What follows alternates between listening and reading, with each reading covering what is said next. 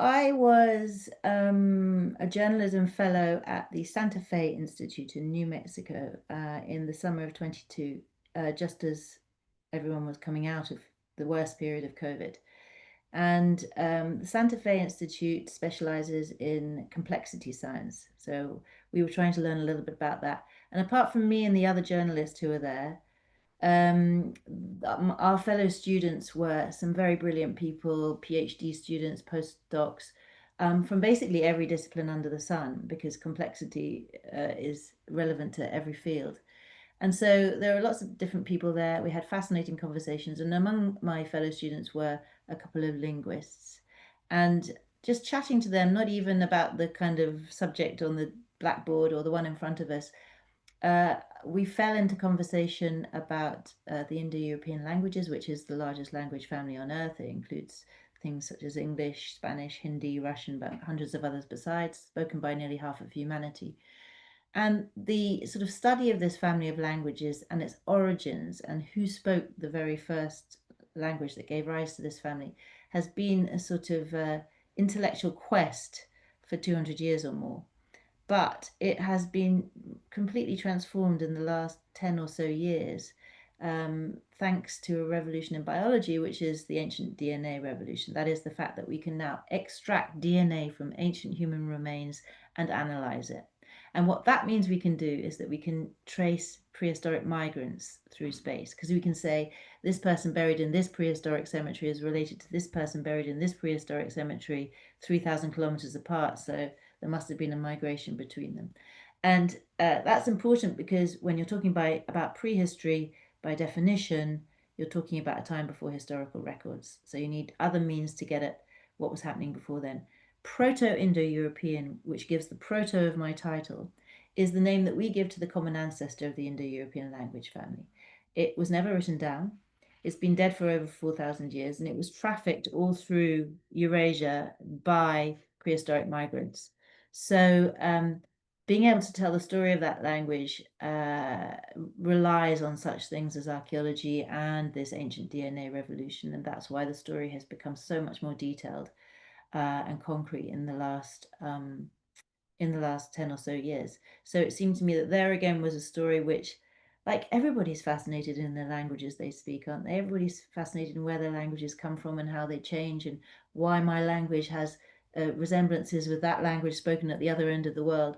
So, those sorts of mysteries can be tackled with these new tools. And I thought that would be a good reason to write a book about. Like, this family of languages now spoken on every inhabited continent, but even in the ancient world, it was spoken from Ireland in the west to China in the east. Okay, so you can and the cradle, as far as the consensus goes, is somewhere in the region of the Black Sea. So the speakers of these languages basically radiated east and west from there over a number of generations. And the branch of that family that I find personally most sort of romantic and fascinating is a branch that has itself died out. So there are no living descendants of this branch of the Indo-European language family. And that branch is called Tokarian. And most people listening to this will not have heard of the Tokarians, but they were people who lived in the northwest corner of what is now China, in the sort of Uyghur region of China. Um, uh, in an area surrounding a big desert called the Taklamakan Desert that was crucial for the Silk Road. So basically, the Silk Road's going west from China to Europe, kind of skirted this desert, went north and south of it, and there were oasis cities either side of the desert, and the people who inhabited those cities were the Tokarians in what we would consider the Middle Ages. But the fact that their languages were written down by that stage, by the Middle Ages, of course, writing had been invented. So we've got texts that capture the Tokarian language, or rather languages, because there were two of them.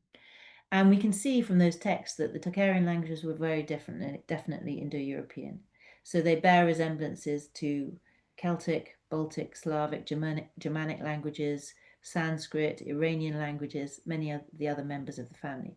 And that means that somebody at some point carried a forerunner of Tokarian, an Indo-European language, across the vast expanse of the Eurasian steppe, from west of the Ural Mountains to what is now, the fringes of China. And when all the evidence comes together uh, to kind of describe that migration for us, it looks like it happened quite quickly, and that it was a relatively small group of people, and that they must have had, or they very likely had, some kind of ideological reason or religious reason for undertaking that huge and very dangerous journey across the steppe. And I find that already fascinating that we can say that about people who lived before writing, close to 5,000 years ago, nomadic people who knew wheeled transport, who knew how to work metal, who moved with their herds, and who traveled that great distance in order to start a new life in a new place that they knew very little about. So I find that fascinating. I mean, when people set out on journeys like that, or when they have done throughout history, throughout the parts of the human story that have been chronicled because we had writing, they've tended to be led by a sort of charismatic leader. It takes somebody to sort of take the initiative and give them confidence to stray into the unknown. And we can't say that there was such a leader because we have no written records from that time. But I think you can sort of detect him or her by the kind of bravery of that act and the kind of daring of that act, that stepping out into the unknown and that traveling thousands of kilometers, mainly on foot, into the unknown. Uh, and I just love that idea that you can sort of see him or her by the negative, by his, by the actions, by the legacy, rather than by any fancy words or text that he or she left behind. The most stunning thing, I suppose, of all about this whole story is the sheer distances that people covered and the huge role that migration has played, not only in human history broadly, but also in the dispersal of our languages and in the kind of configuring of the linguistic landscape of the world that we live in today. Um, but yeah, some of them are really stunning. So, and often these migrations were triggered by climate events. I mean, we're talking about a time before anthropogenic climate change, because it's obviously taken off massively since the 17th century. But climate events have always happened, and they've often triggered migrations when people could no longer stay in the places where they were for, perhaps it wasn't possible to grow crops there anymore, perhaps they couldn't find enough grass for their herds, all sorts of reasons. So one of the nice stories is that the original speakers of Indo-European, some of them would have ventured west into Europe and seeded languages like uh, the forerunners of Latin, the forerunners of the Celtic languages and the Germanic languages, including English and German and Dutch. But a climate event in Europe a little before 4,000 years ago forced them to turn around and go back, rather their descendants, because we're talking about some time after the original migration. So those people turn around and head back for the steppes with their herds, and some of them peel off north towards the Baltic, and those become the speakers of Lithuanian, Latvian, the Baltic languages in time.